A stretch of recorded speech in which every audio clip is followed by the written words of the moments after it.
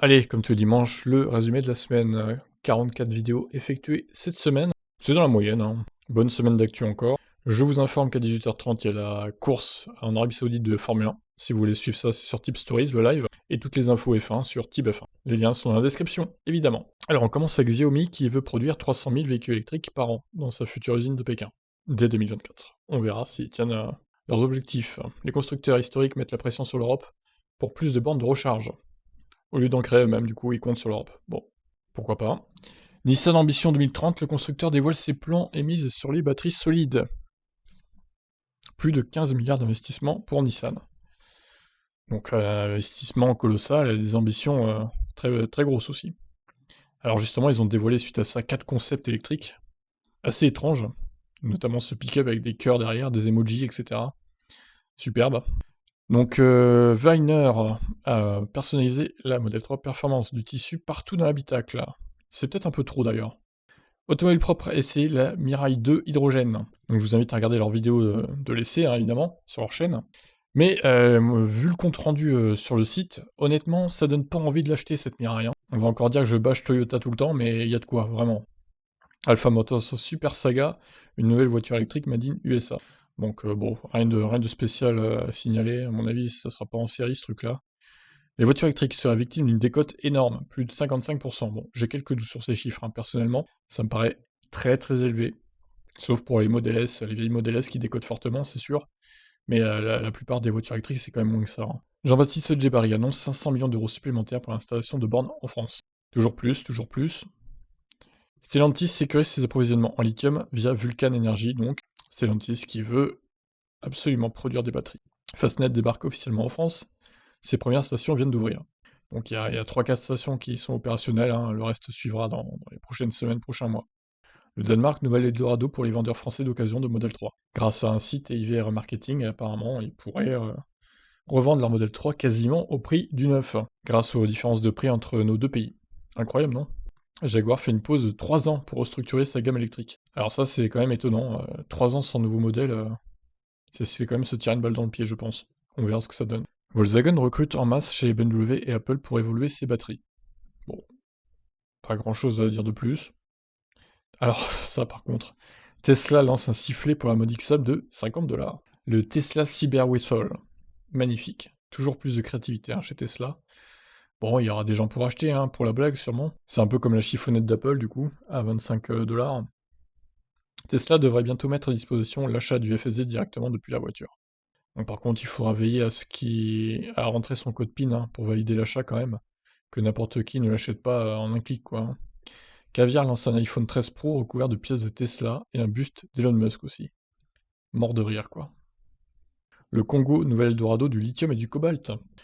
Le gouvernement congolais fait des offres alléchantes aux industriels, en tout cas. Je vous laisse découvrir ça.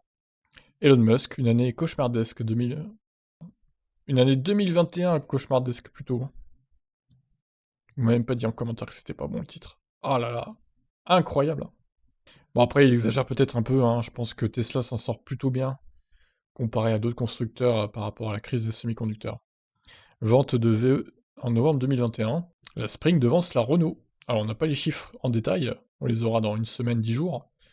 Mais en tout cas, Renault, le groupe Renault devant, quoi. Incroyable.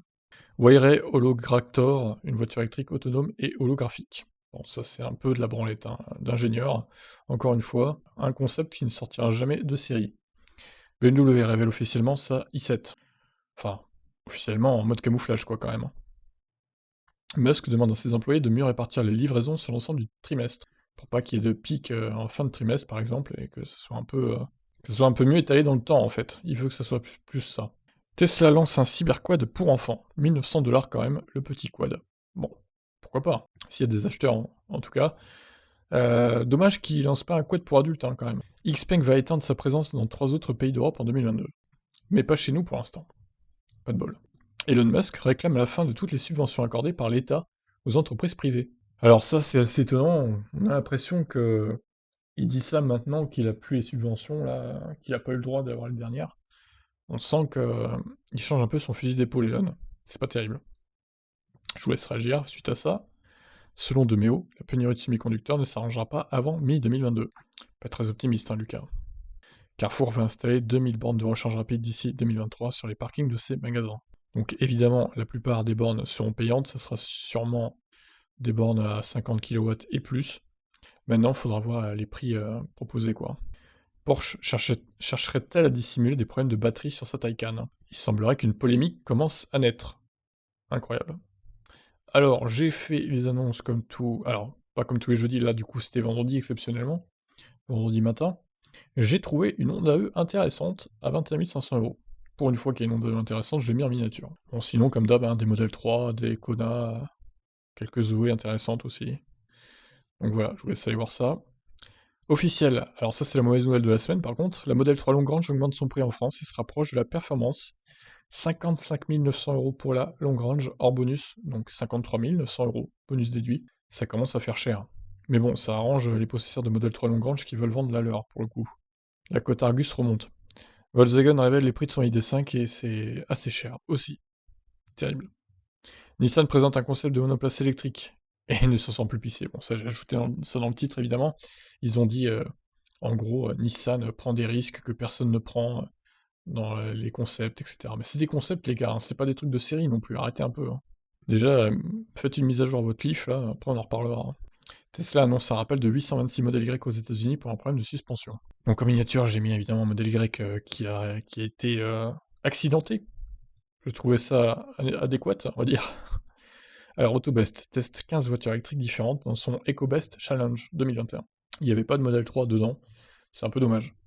Mais alors, vous avez été beaucoup à critiquer ce genre de test, je comprends pas trop pourquoi, parce que moi je trouve que c'est bien ce genre de test. Au moins ils testent leur voiture en même temps, et pas plusieurs jours après, dans les mêmes conditions, etc. Donc franchement, ce genre de test, moi je suis pour.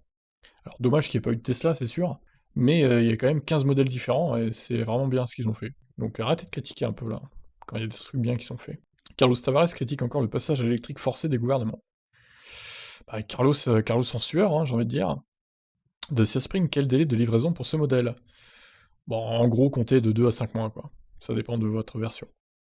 Lexus dévoilera dans les prochaines semaines le RZ, une copie parfaite du BZ4X, sûrement en meilleure finition, quand même, vu que c'est Lexus. J'espère qu'ils feront un effort. Hein. 500 000 Tesla produites à Shanghai en 2021, un membre de Tesla dément. Ça devrait être un peu moins normalement. Bon, ça reste à confirmer cependant. Tesla fait évoluer son Cybertruck et intègre le fameux Crab Mode, comme ses concurrents. Donc le Crab Mode, en gros, c'est les roues arrière directrices qui peuvent aider à tourner le véhicule. Une Model 3 se recharge chez elle, elle lui donne des petits coups de poing d'énervement. C'est bon, c'est des gens qui sont pas au courant. En fait, elle savait pas que son mari avait ouvert la borne à tout le monde, moyennant finance. Donc du coup, elle a ragé, elle dit putain, dégage avec ta Model 3 quoi. C'est ridicule. Toyota présente une Yaris GR H2 à moteur thermique hydrogène. Donc comme la Corolla H2, hein, ils ont l'air de beaucoup miser sur cette technologie chez Toyota, je suis pas sûr que ce soit l'avenir pour autant. Mais bon, pourquoi pas. Un possesseur de Tesla fait joujou dans l'eau avec sa Model 3 pour démontrer son étanchéité. Jusqu'au jour où il aura un problème de corrosion sur les trucs électroniques, ou pire même, et il marchera plus. Faut éviter de jouer à ça quand même, hein, les gars. Stellantis ouvre un petit circuit en Italie qui recharge les voitures électriques par induction. Donc à côté d'une autoroute. Donc en gros, il faut sortir de l'autoroute pour faire des tours de circuit pour recharger sa voiture. Bon, c'est qu'un truc de test, hein, évidemment. L'idée, c'est quand même que ça arrive sur les routes qu'on emprunte directement d'un point A à un point B, pour éviter de passer du temps sur les bornes de recharge. Mais bon, sur le papier, l'idée est plutôt bonne, je trouve. Bon, et voilà. Je vous retrouve demain, lundi, pour d'autres actus. Ciao.